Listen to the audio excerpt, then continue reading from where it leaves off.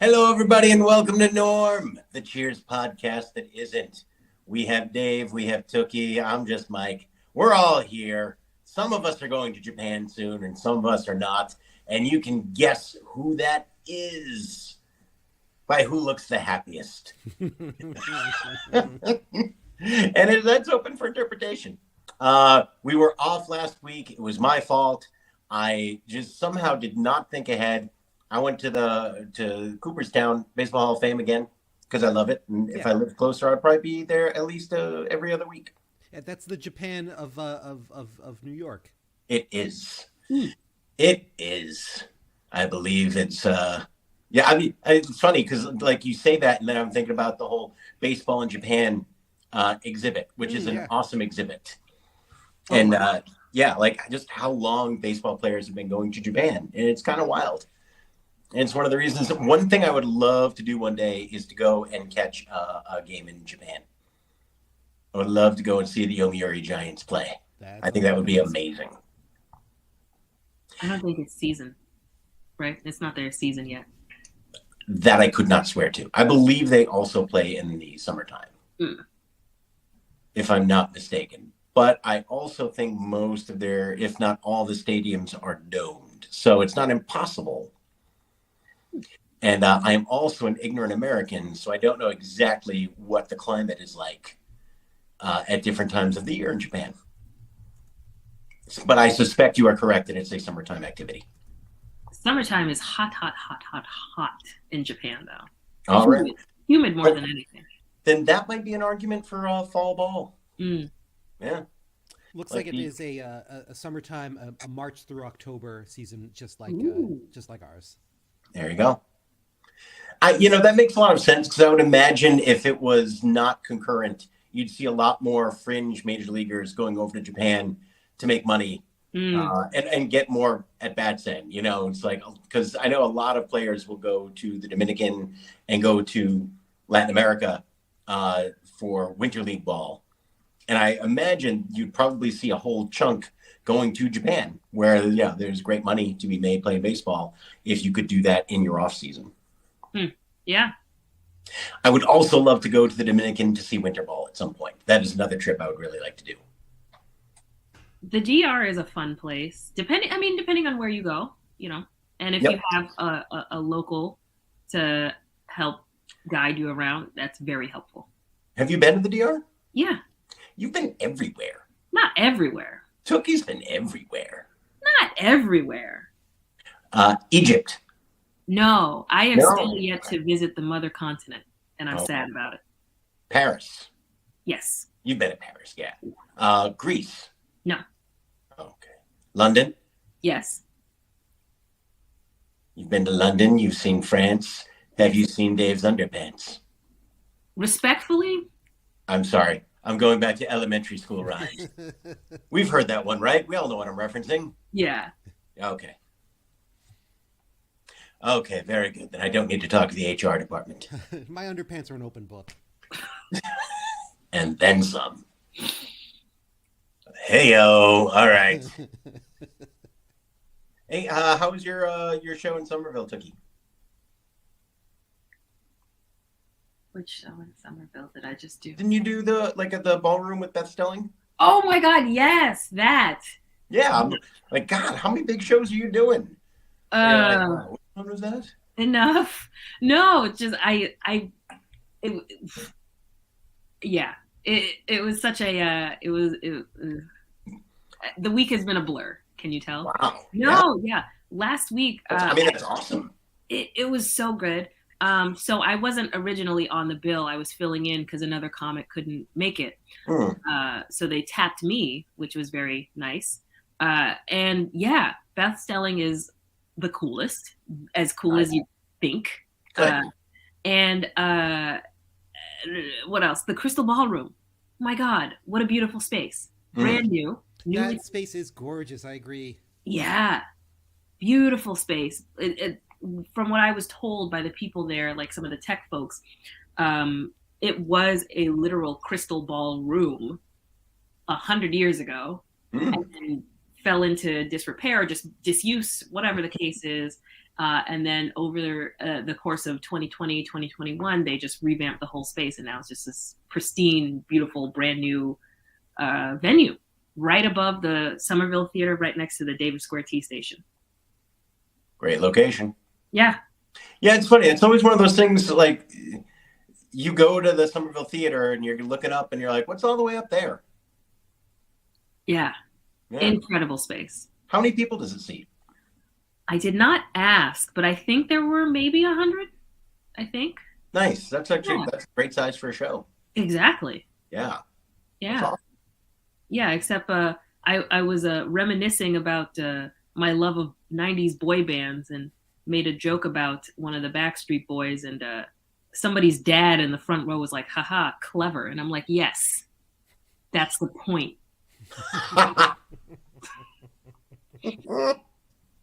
So, beware of heckling. Even if it's positive, it's still not helpful. I'm curious, when we say somebody's dad, because I've also used that phrase, like, are you thinking about that more as like an energy or an age, or when you say somebody's dad, who is that guy? It's an energy. Yeah. It's an energy, because there's a difference between someone's dad and someone's uncle. Someone's uncle, we really just needs to be reined in. Someone's uncle is almost always feral. Someone's dad is a little tamer, but still just has that energy. Yeah. Yeah. Yeah. Yeah, the dad always needs to provide some kind of little review. Yeah. I didn't see that going there. Right. Good. Clever. Yeah. Clever. All right. Speaking of clever, the good folks who invented the tannin wash. So clever. Season 5, episode 6, Tan and Wash. Let's get into it. Dave, what was going on in the world when this bit of genius was deposited upon us? This premiered on November 6th, 1986, 2 days after Election Day in America, where in a nice bit of circularity, the Democrats picked up seats and, in this case, regained control of the Senate in 86. I also want to say, like, I feel like we're remiss if we don't mention the 86 World Series, which also ended about 10 days prior to this episode. Yeah. Which I was thinking about it, like, that particular World Series, and you know, we all know what happened. I wonder how much effect that World Series had on the development / enduring popularity of Cheers, especially as it kind of develops as this place for lovable losers, which I feel like is a little bit more sort of post Diane. Like, we really lean into the Old Town Tavern, like, we're always second best. Boston as a city that's never going to succeed on a sort of grand scale. I don't know. I was just thinking about, like, that World Series and the development of Cheers as a TV series and the world of Cheers seem to live hand in hand in a really kind of complimentary, if painful way. Mm-hmm. So I just wanted to sort of highlight that moment. And also to always say, rest in peace, Vin Scully. I hate the fact that you had to call Mookie Wilson's grounder, but it's still, to this day, one of the best sports calls I've ever heard. It is. There's so much wrapped up in that. It's an interesting thought. I think we have to remember that at this time, the Celtics are also coming off of an incredible run. They just won another NBA championship to give them their 16th. Oh. Yeah. They had won in 81, 84, 86. That's so perennial contenders at this point. Yeah, and they had been in others. They lost to the Lakers twice, I believe. Mm-hmm. As you do. They lost twice after 87, right? They lost in 87, and they didn't make it back then until 2008. No, but before 86. So they lost to the Lakers in 85, correct? Yes. I'm going to say yes. That was the Tragic Magic year. 85. Or was that Magic. Yeah. So the Celtics and Lakers played in the finals, and Magic Johnson basically like kind of bumbled a big moment. He Oh, tripped the ball off of his foot, and the Celtics won. And I believe that was the '84 series against the Lakers, because '81 and '86 were Houston. '84 they beat the Lakers, and '85. So in that offseason, after Magic had that, there was suddenly a whole bunch of questions about Magic, oh. where it was like, as Kareem was aging, oh, tragic Magic is, did he not come up in the big in the moment? What does this mean for Magic Johnson? And does he party too much? There was like a lot going on about that. Where suddenly he was not, he was not invulnerable in LA anymore. And he had a little bit of that moment when he wanted to trade if they didn't get rid of Paul Westhead. But for the most part, Magic had been pretty bulletproof. And then that happened, and it was not good. Man, can't wait for Winning Time season 2. Ugh. I mean, every retrospective of the Lakers so far has come up short for me. Yeah. I enjoyed so much of Winning Time, as is documented on past episodes, but it was very frustrating to see how fast and loose they played with the facts. Yeah. And I also felt bad that so many of the people that were portrayed in it were like, "Fuck that show." Jerry West got done. Yeah. Dirty. Yeah. But mostly a lot of it was like Kareem doing an op-ed. Like Kareem has hit this elevated status where it's like he comments on so many of the most important events of the day that I feel like when he comes out and has to say about this TV show, fuck that show. That is not what happened. I take that from a different place. Mm-hmm. When Magic says it, I'm like, all right, Magic doesn't think anything that doesn't put a halo over his head is bullshit. Kareem, I take differently. Like when he writes something out, I'm going, all right, I'm reading all of this. But so somewhere between Winning Time and then fucking Legacy on Hulu, which what is that? I missed that. It was this. So it's this 78-part documentary about 78. Jesus. It's unbelievable. It's every possible thing that could be recorded about the Lakers, and then Jerry Buss's kids all commenting on it. Oh God, all of them? It's awful. It's awful. And yeah, it's like it, and it's a reminder why they're probably going to be selling that franchise really soon. Because there are 6 rich, stupid children whose whole living is based off of the Lakers. Oh my God. Running it into the ground. And at some point they're going to be like, look, we can make $10 billion. Each of us can get 2 and never talk to each other again. And I think that's what we want. Oh my God. This is like the Gucci family saga, but for basketball. That's a lot of it. Yeah. If at some point they all agreed that Papa Gucci never did anything wrong. Oh my God. Yeah, it's very weird. It's a weird documentary. Jerry Buss was perfect. I've been assured that as it goes on, it's less of that. Okay. But 2.5 episodes in, I'm like, I can't watch it anymore. This is such propaganda. Yeah. And part of it is like, do I have to watch more? It's got to be really good because we've done a shitload of documentaries that have involved the Lakers. Right. So many books, so many docs. You've got to be giving me something new. And this is not. This is giving me less because it's all like Jerry Buss was awesome. I did like hearing from Jimmy Buss, like the Laker son you never hear from with the long hair and the forgotten Lakers. Yeah. Oh boy, he looks like David Spade on a rough day. Ooh. Yeah, like he was put in charge of the lacrosse team, What? Yeah, like all the kids got teams to be in charge of.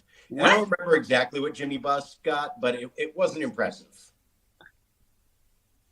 It was not impressive. I guess. Yeah. All right. So chimed in early there, Dave. Did you have anything to add other than the pain of the Red Sox loss? No, I just think it's a good sort of color to remember is like that's sitting behind this particular season as well.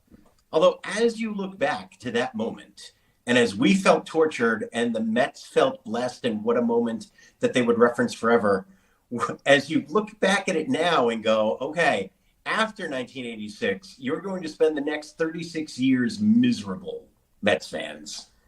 And Red Sox fans are going to be in competition and win 4 World Series. Like, would you trade that for the 86 title, Dave? Oh, absolutely not. Like No.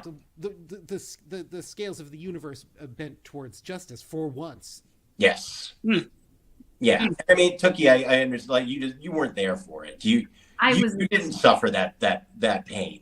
And no, but I know how impactful it was. I was a long way from existence at that point. Yes. But yes. I have lived through the ramifications of it. Right. But I have teachers, elementary school teachers, who referenced it like they were still affected. They were still hurt. It hurt. Yeah. That and the Blizzard of 78 I heard about all throughout my childhood. Scarring events. Yeah. core memories. Collective trauma in Boston. Mm-hmm. Mm-hmm. Yeah, it was the big three. The Mets. Oh, actually, partially the Patriots versus the Bears, but the Mets and the Red Sox, the Blizzard of 78, and Whitey Bulger. And then for a while, Nancy Kerrigan. Nancy was a big part of the zeitgeist. Mm-hmm. Nancy. Wow. It's interesting. The Patriots Bears Super Bowl, it didn't really damage fans too much. I think because every Patriots fan was just like, what the hell are we doing here? The Bears were so dominant that there was nothing about that game that felt like a surprise, other than us taking an early lead. Mm-hmm. Yeah, I that think really felt like, all right, this is the way this is going to go. That was Phillies Astros. That was like we're just gonna ride this as far as it goes, and if this truck careens off the road, well, we weren't supposed to have the keys anyway. Right. I think it's just that people on my mom's side of the family, especially, were just fascinated by the fact that there was a large man named Refrigerator on the, or nicknamed rather. What a moment in time William Perry had. Oh boy, what a perfect sports nickname. I don't know that is even possible today. I don't know. That way, like William Perry just became this thing that, like, your grandmother who didn't follow sports knew about William the Refrigerator Perry. It's like how everybody's grandma knows Thanos now, right? My grandma's dead, but she would not. Even were she still blessed with the capacity of breathing, I don't think she would know who Thanos was. Okay, fair. And I mean, my mother would have no idea who Thanos is. Okay. Also, yeah. She has no clue about that. Okay. Yeah. And that's as much as I'm talking about my mom this week. Fair enough. Yes. All right. Tookie, what happened in this week's Cold Open? Also, great nickname, Hall of Fame. Real quick, want to shout out Jerome Bus Bettis. The bus is very good. Very, very good. The bus is very good. Yeah. So the Cold Open this week, we entered a little longer than usual because we've been getting some short and snappy ones over this season. So this one dragged out a little longer. So we've intro, and Sam is telling everybody about this bizarre dream he had the night before. He says, "Oh boy, I had a crazy dream." And Carla's like, "Yeah, what was it about?" And he goes, "Well, I was at this party with a bunch of strangers, and the food was great, the music was loud, and all of a sudden, everybody in the place stopped and was looking at me, and I realized I wasn't wearing any pants." And Norm's like, "Oh yeah, I've had that dream a million times." Cliff's like, "Oh yeah, me too. And boy, is it ever embarrassing, huh?" And Sam's like, "Why is that?" And Cliff has this slow realization, and about a measuring contest, if you will. And so he deflects to Norm. Norm says, "Oh, never embarrassed me." And but he recalls that, "Oh, the one that I hate is the one where you're back in college and you haven't been in class the entire semester, and the teacher's about to give you the final exam, and just ooh." And Carla agrees and chimes in, and she's like, "Oh yeah, that one's the worst." And Cliff barks back like, "Carla, what are you talking about, Carla? You never went to college." To which she replies, "It's a dream, stupid." And here we have the most bizarre, out of left field button I've seen for a Cold Open. I don't know if I've recovered from this one. And so Woody So Woody jumps in and he's like, yeah, well, how about the one when you go to this fancy restaurant and before they let you in, they make you leave your legs at the door and the girl gives you the claim check number 6. So you go in, but instead of food, everyone's eating their silverware. Only you can't really enjoy your fork because you're so worried that whoever got claim check number 9 would finish first and pick up your legs by mistake. And everybody just like, nod and smile, nod and smile. We don't know what's happening. Roll credits. It's a reminder of the hierarchy of peers, that they're all ready to bury Cliff, but they don't want Woody to feel bad about his leg dream. Yeah. Oh. Yeah. Oh, by the way, I'm sorry. Little aside. Greatest nickname ever? Mm-hmm. I think Cool Papa Bell. Ooh. It's really good. Ooh. Saw his plaque again in Cooperstown. Cool Papa Bell. That might be the greatest nickname of all time. I haven't heard one that I think is the best. And how cool do you have to be for everyone in your league to agree, yeah, that guy's Cool Papa? Pretty fucking cool. I mean, I would love to hang out one night with Cool Papa Bell. Just take me around Kansas City and show me what's going on. I think. You never recover. No, I'll never be the same. But that's a good change. Well, okay, wait. Would you rather be out here hoeing with Cool Papa Bell or drop some acid with, who's his name, Doc something? Oh, Doc, why am I blanking on his name? Oh, who threw the no-hitter? Yeah. Oh, Cool Papa Bell. What are you kidding? Doc Ellis. Doc Ellis. Doc Ellis seems like kind of a fucking party buzz kill. He's a narc. You watch the documentary and he's all like, yeah, I'll fuck up. Like, you hang out with Doc and you're in charge of getting Doc home. You know what I mean? Yeah. Like, Doc's only worried about Doc. Cool Papa Bell is going to take you to all the best spots. Like, you're going to walk in and someone's going to go like, oh, you're with Cool Papa Bell? This way. You don't want to go right. We take Cool Papa Bell left. Okay. Yeah, he dials 912. I guess maybe it depends on how much you enjoy acid, I suppose. But I think Doc is going to be a huge bummer to hang out with. Any starting pitcher who's like, oh, I'm not on today. I'm just going to drop acid this morning because I know I'm not starting today. That points at a mindset that I kind of want to get behind. I want to get to know this human being a little bit. But again, not the question. The question was, who do you want to hang out with? Sure. Doc is a fascinating guy, and the documentary about him is very fun. Yeah, check that out. But just in terms of, all right, we're going out for the night, no contest. I personally have a theory that your friend who does acid is not the friend you're looking forward to spending an evening with. I'm sorry. You got a trip sit, that's why. Yeah, exactly. Like, no one's having all equal fun. You know what I mean? It's not like Edible Eddie, where you're like, all right, he's bringing cookies. We're having a good time. This is going to be great. Like, Doc is just about like, all right, who's going to watch me trip tonight? I wish Eddie Guardado's nickname had been Edible Eddie Guardado. Oh, it still could be. There's time. There's time. He's got to jump on the recreational marijuana bandwagon in Minnesota. All right, let's get into the meat of this episode. We got an A story and a B story. The B story is Diane trying to make Sam jealous.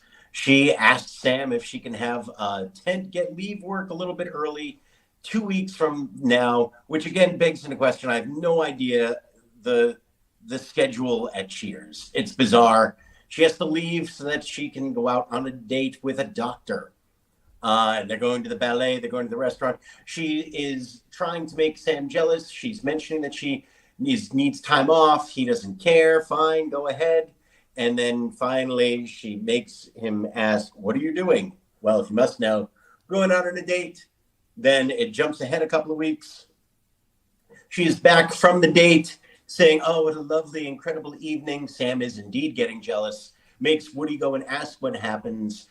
Woody comes back, delivers his recap of what happens, which is a great moment of this week's episode. Mm-hmm. And then later on, it's a couple of weeks after that, and she tells Sam that she has stopped seeing Chad because she knows how much it would bother him. And Sam pretends it doesn't.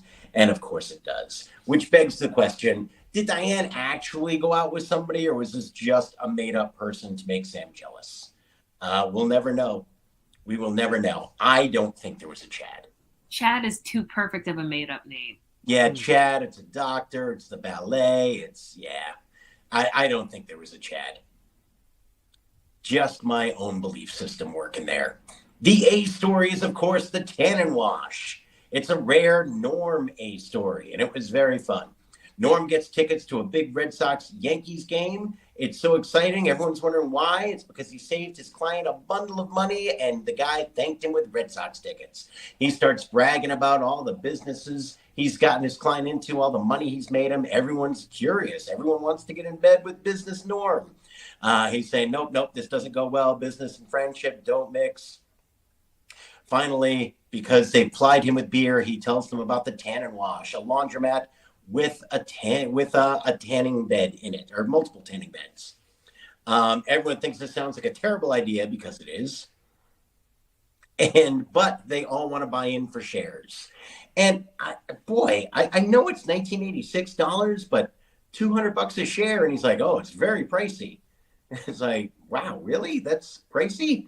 How many shares are there in this laundromat? Because, it's got to be a lot of shares.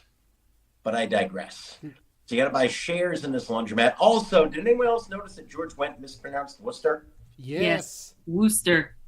Worcester. Yeah, at a convenience store in Worcester. Ugh. Shudder.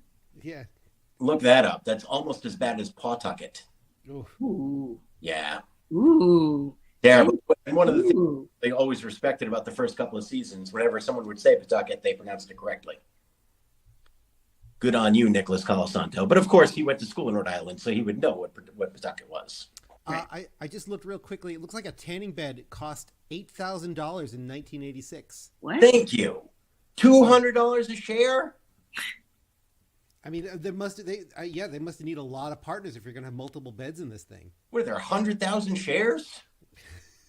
half of the city's invested in the Tannin Wash. Jesus Christ. All right. But anyway, finally, everybody except Woody buys in because of Woody's dad's advice, which is my joke of the week. Mm-hmm. Yeah, never invest in a limited partnership never invest venture capital in a limited partnership without a detailed fiduciary prospectus. Fantastic. Excellent. So his delivery of it is impeccable. It's perfect. It's magnificent. I loved it. Soon they are finding out that it is a very, very warm autumn.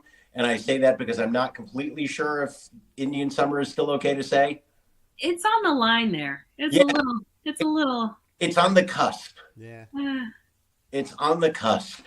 Yeah, that was one of my 80s moments. I mean, we were still using it in the 90s for sure, but it's definitely a moment of yore. Yeah.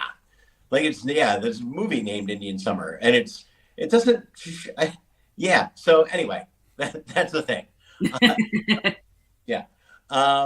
So it's very warm. The business is not doing well. They're trying to sell it by having all the guys come in with their magnificent tans, which are clearly spray tans.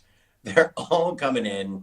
No one cares. Everyone's panicking. Everyone wants to get out of the Tannin Wash. Norm says, fine. You're all a bunch of nervous Nellies. I'll buy your shares. It gets very bitter. Cut to 2 weeks from then. It's snowing out. There's blizzards. And apparently this means that the Tannin Wash is basically the new McDonald's. Everyone's going to the Tannin Wash. No one can get enough of it. Norm, I'm fascinated by the Tannin Wash model. That somehow the dividends get paid out that quickly. No one cares about paying off the bills. Norm is making money hand over fist. He's coming in. Everyone's bitter at him. He's finally saying, no one's happy for me. I'm going to leave. Everyone feels terrible. He comes back in. He reveals that he never actually sold their shares. Here are your dividend checks. Everyone's thrilled. They go out to play in the snow. There's a phone call. Of course, the Tannin Wash is destroyed. So much snow, roof caved in, no insurance. Oh my God, snowballs at Norm, the end. No insurance kills me, though. I know. There's a lot of great lines in this. I like it. It's a sitcom episode. I know I'm not supposed to delve that deeply into it. But yeah, and I'm not a businessman. My degree is in theater and dramatic literature, as I've said many times. I don't understand the business model of the Tannin Wash at all. At all. Nope. They're all making dividends and they're all excited. Now, the people who bought 5 shares, Cliff and Sam, it's like, all right, you invested $1,000 in this. And then you get your dividend check and you're thrilled. How much could that dividend check have been for if you invested $1,000? They're dancing in the snow. What could it be? 100? Max, right? To be that giddy? I don't get the math. Nor do I. 86 and the money was different, but I don't feel like someone who had $1,000 to invest would be dancing in the snow because they got 100 of it back. And all right, so what do you need to be happy? You got all of your money back. $1,000? Hooray! This is wonderful. So why are you so upset? You're basically, all right, well, it's gone. I'm not going to throw snowballs at Norm because I already made my money back. Right. I feel like if you invested $1,000, you're not going to be really excited until you have at least made $1,000. Or 2, if you double your investment. You would think. Yeah. I don't think you need a 100x Twitter multiplier here, but you'd think you'd like some of your money back, right? I just didn't get the business aspect of it, and it shouldn't have, but it kind of bugged me. The whole episode. But it's the same as the hours at Cheers. Yeah. You're right. I shouldn't let it bug me, but listening to it all, I'm just like, it's such a central plot point to it all. That and like Carla's all happy. What'd she get? $20? She invested $200. Right. Yeah, maybe I'm jaded. But I don't get the joy. I don't get the emotional journey. Well, you know what? At least it's not crypto. Oh, baby.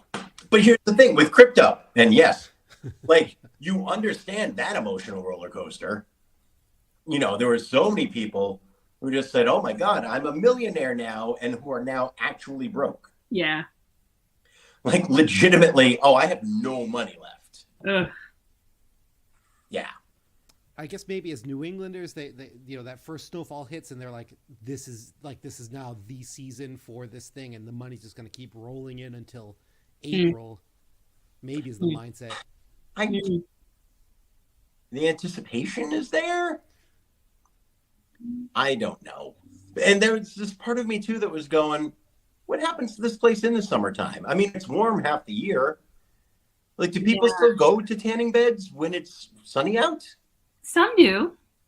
It was, they would have had a boom year in like 2003, peak Paris Hilton era. I remember Paris Hilton. Yeah. Broke. She was managed by this company that my then girlfriend was like interning at. And she was saying, yeah, Paris Hilton was there. And it was maybe 2002. And I was like, who's that? Said, oh, she's really good friends with Lindsay Lohan. And I was like, she's famous for being friends? Why does she have a manager? She said, well, she's going to be doing this reality show about like going and living with simple people. And I was like, but why is she going? Well, she's rich. Like she was just like, it was this Abbott and Costello routine where my girlfriend explained to me why Paris Hilton was famous. And I couldn't wrap my head around it because there was no social media yet or any of that. I'm like, I don't, she's just famous for being famous. Yeah. Like she just goes to parties. Yeah. And is rich. Yeah. Yeah. Which doesn't, like, now I get it. But back then, oh man. No discernible talents. It was. She's a lot smarter than what people give her credit for. I will say that. Maybe. Yeah. Entirely possible. I don't know her enough. I've seen interviews where she speaks in full coherent sentences. People don't give her credit. I guess that's very much a where are we setting the bar question in terms of whether you agree or disagree with it. In terms of, how, like, we don't give her enough credit. I guess it depends on how much credit someone was giving her and how much she is actually owed. True. Yeah, there's been a reclamation of the bimbo trope lately. So. Yep. Well, there's also been a huge change in terms of how we are viewing someone who has had a sex tape. Yeah. Where we very much blamed the person who was on the sex tape. And now we are very much in their corner unless we find out that they did indeed release the sex tape. Right. Which has always also been a question for her and others. Right. Yes. Right. But now I'm getting nervous, so let's move back to Cheers. Speaking of being nervous, I legit got nervous when Sam came in with the spray tan. Oh. Because I was like, oh God, are we going to have are there going to be jokes? Oh, yeah. And then I was like, oh God, Ted Danson in facial darkening makeup, that already yeah. That I've seen the footage. Yeah.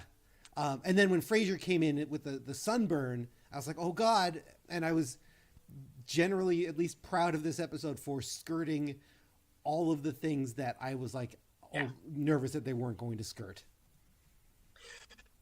Agreed. But I remembered this episode a little better, so I didn't think those jokes were there, but if I had not seen it more recently, I could definitely see that fear. Yeah.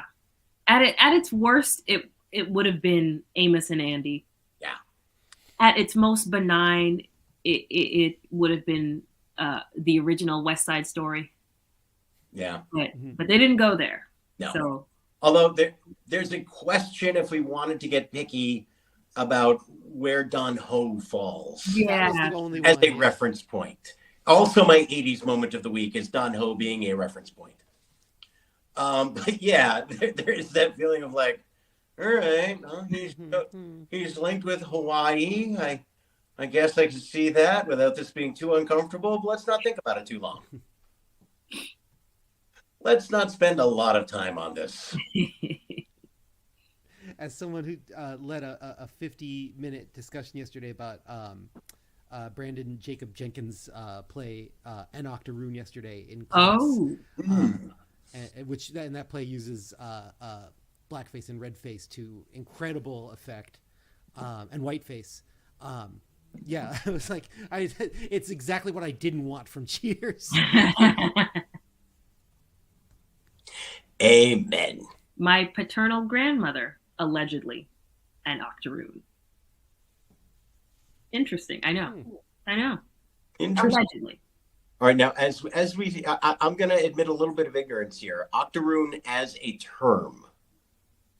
Not really one that you want to use unless referring to the play. It's kind of like how, it's not the worst word, but you still would want to limit use of Negro League unless you're talking about, unless it's about baseball, but essentially meaning 1/8 black.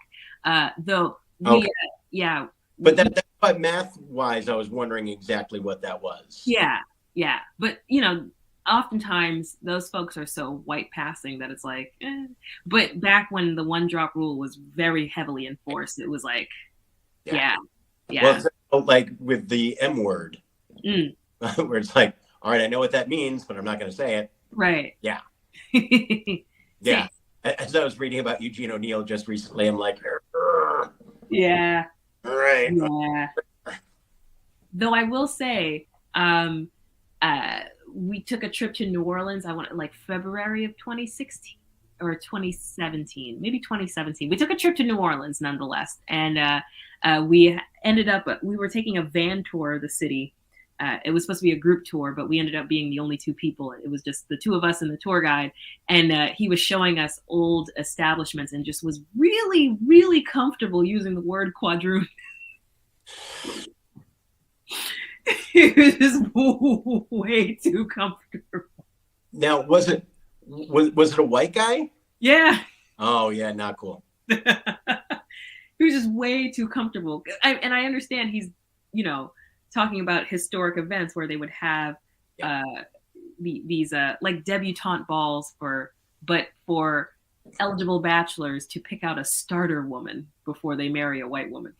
Yeah, that part. Oh my goodness. It was a different time. Yeah. It's a different time. Yeah.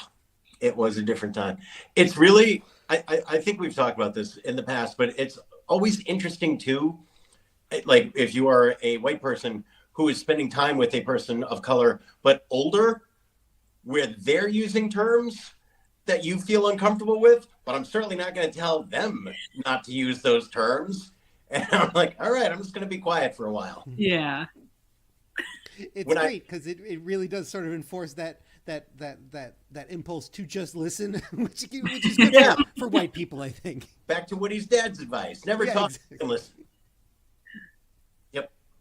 Yeah. When I worked at the casino, and there were a lot of floor staff that were older Asian people, and man, some of the terms, and I would just be like, all right, well, if you say so. Oh man. I'll be over here. What a time. What a time indeed. All right, let's move through some categories. I got my joke of the week in. Tookie, what is your joke of the week, please? It was when they managed to get the state secrets out of Norm, just saying, "Oh, what's this business? What's this? I can't tell you. I'll buy you I buy you beer." And he just. It's called tan and wash. Tan and wash, yeah. Mm-hmm. Very strong. Dave, your joke of the week. I really enjoyed all the piling on Cliff. I thought I thought John Ratzenberger did a great job this episode, like being the low, the lowest status human in the world, and then Diane, like with the capper towards the end of the episode when they're running out to play in the snow, and they say, last one out is a Claven, and Diane is struggling to get there, and she finally says, "I'm always the Claven." Also good. Dave, your 80s thing of the week. I think I'm gonna go with Diane's blouse scarf combo in the first half. That sort of blue peacock print scarf with that blue blouse. I don't know if it comes from this store, but I remember my mom shopping at a store called Cherry Web and Terrain. I'm not sure. It's probably no longer in existence, but that was like her go-to place for similar accoutrement in the 80s. So I was like, that to me, that CWT look that Diane was sporting felt very 80s Sears Town Mall. My mom needs an outfit for work. There you go. I remember Cherry Web and Terrain. Tookie, what were your 80s moments, please? Yeah, I clocked Don Ho as well. The mention of support hose, because those very much had a moment. Norm's Russian outfit, that snow outfit. I love that. Yeah. That was very much my idea of what rich men look like. Yeah, that oligarch snow hat trench coat combo. And what else? The fact that there was still debate on which is more desirable, right? Having like a hot tan or Diane really playing up alabaster skin. So like being super pale also being a marker of like status, beauty, whatever. So that leapt out at me. And also live marketing, where we have online influencers now. They were live marketing. They were live modeling the tan and the effects of the tan at Cheers. It was pure runway. Mm-hmm. Absolutely. All right. Tookie, how white was this week's episode? Okay. The numbers are down again, especially because we have a lot of repeats, unfortunately. So, cold open, there was a black man behind Sam and a black woman who passed behind Norman Carla, who was kind of parked there for a while. In scene one, there was we'll call him spicy ethnic, an ethnic gentleman at the back of the bar by Sam, a black woman under the Melville stairs sitting, a black man at the tables by the door, a possibly Native American woman I think she looked almost Indigenous American to me, who was sitting at the tables behind Norm, and a woman who I interpreted as possibly Latina standing behind Norm. And then scene two, repeated extra of a black woman at the upper booth with a black man sitting across from her near the doors, a black woman at the bar, another ethnic woman behind the bar, and an Asian woman who was at the stairs. And then in scene three, we have 4 repeats of the previous patrons from scene two. And then a black man who was standing by the piano, an Asian man at the juke side part of the bar, jukebox side of the bar, rather. A black man who comes in from the hallway, and an Asian woman by the hallway. And then scene 4, they're all repeated again, save for another woman who is at the booth chairs up top by the door. So not a lot of people today. It looks like 12 because we got a lot of repeats. Yeah, not a high number. No, we can do better. Extras department, casting department. All right. Overall impressions. This week's episode had a lot of good lines. I want to give honorary mention to Carla's on Frasier. What was your reaction the first time you saw Diane naked slapped? I found that very funny. There were, I thought, a good number of funny moments in an episode that made me go afterwards, like, what just happened? So, yeah, this almost feels like an episode that's a preview of later seasons, where it's, don't think about it too deeply. We're going to make this very joke dense, and afterwards, you won't remember anything that happened. Yeah, I thought the Sam and Diane stuff was really good, especially Shelley Long. I thought was kind of amazing this episode. Yeah, like the whole setup, like her like humming around the bar and like trying to get Sam to ask her about the date was really, really funny and really well done. Yep. Like, I don't know. I thought that kind of like seed laying was really helpful, and like that energy like didn't sort of distract from the A story, but it was like it kind of helped push it all forward. I don't know. I thought that stuff was really strong. And it'll let you know where things were going with them. Yeah.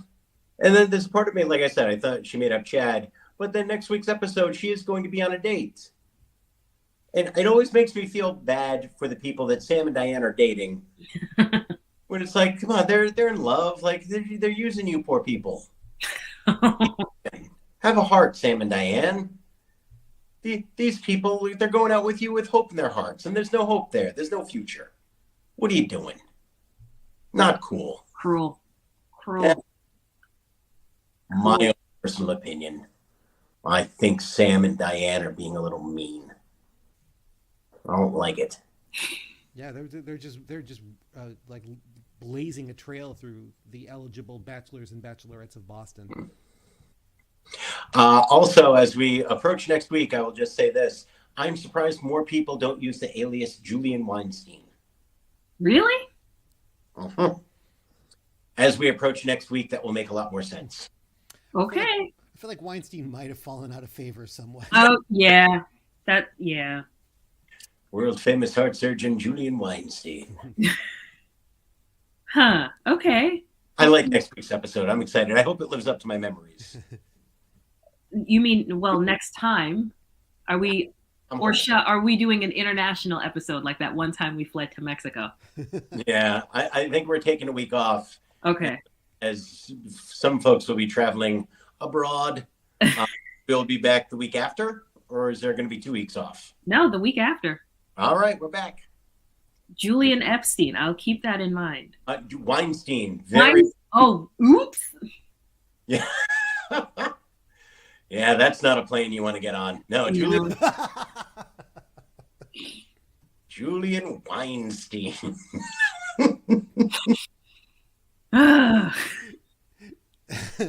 Well, should we talk about Elon Musk too, just to hit all like the third rail topics we possibly can? No, we're avoiding Elon. We're avoiding Chappelle.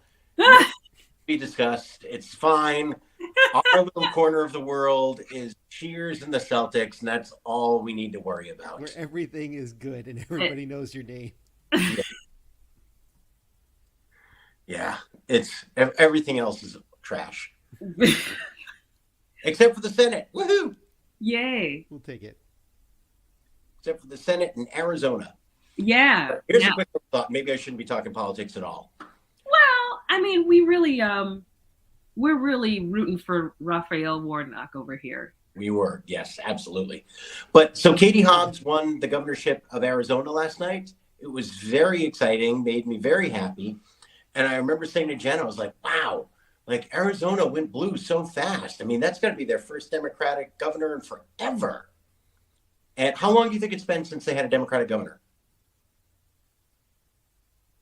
Probably since before I was born. I'll go 80s. Like I'll go mid 80s. 2009. 2009. Oh, wow. Really? That's what I'm saying. We've gotten so into this idea of this state is all this one thing. Janet Napolitano. Right. Of Oh, course. I remember her. Yeah. Won a narrow election, Wow. was so popular, won in a landslide her re-election, and then only stopped being governor because they had term limits, and she went to be the Secretary of Homeland Security under Obama. Mm-hmm. Oh, they have term limits for governorship? Yes, it depends on the state. Yeah, I was going to say, because apparently you can just be governor forever. Like Massachusetts does not have term limits. Baker, yeah. Virginia, you can only have one term. Really? Yeah, Virginia's kind of weird because this last election, you can only have one term, but you can then run again later. Because like the guy who just lost had been governor before and then got replaced by another Democrat. And now this guy was running again and then lost to Youngkin. Mm. Yeah, it goes state to state. I know Rhode Island used to be you run for your election, but governorship was every 2 years. It was kind of crazy. Mm-hmm. Like when I was a kid, there was somehow always a commercial for who was running for governor. What? Yeah. It wasn't... Whatever your state wants to do, it does.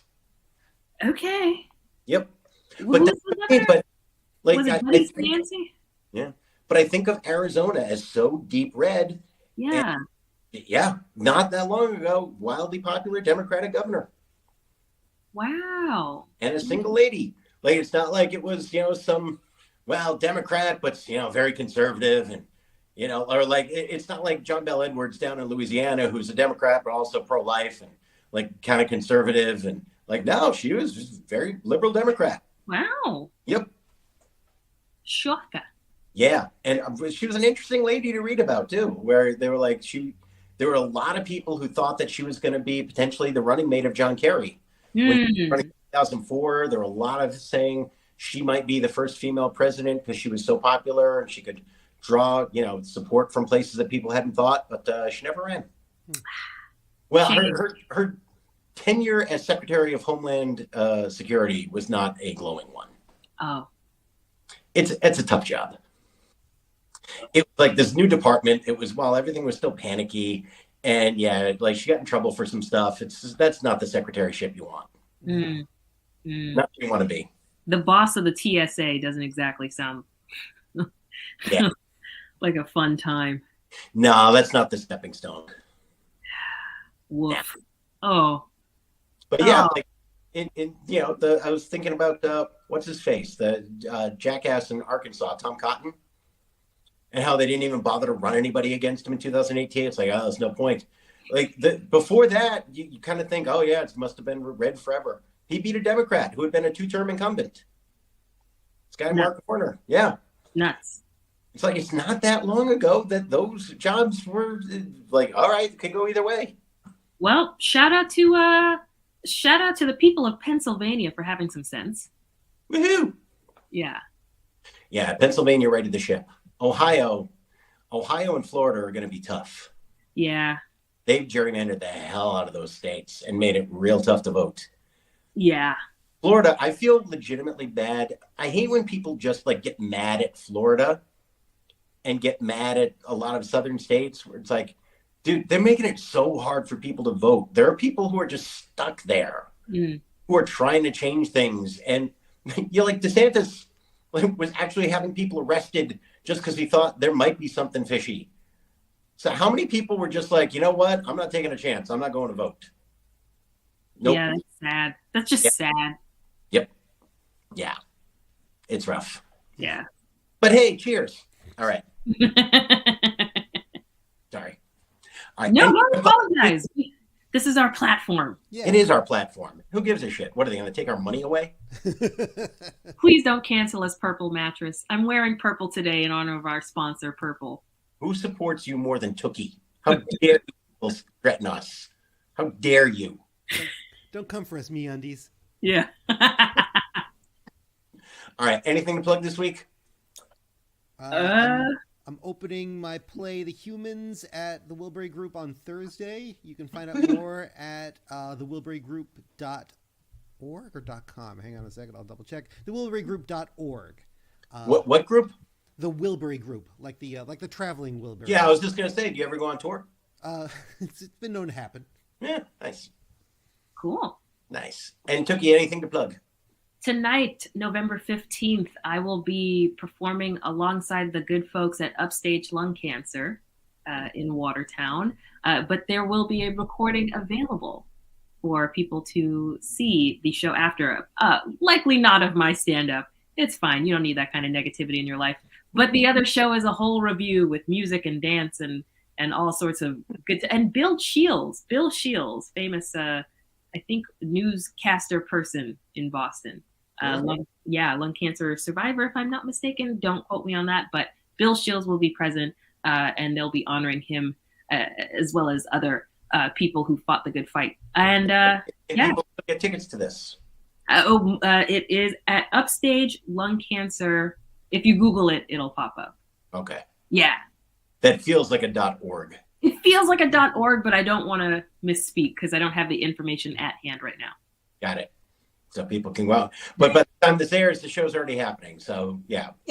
No point in plugging that. Watch the stream. It's for a good cause. You can still donate.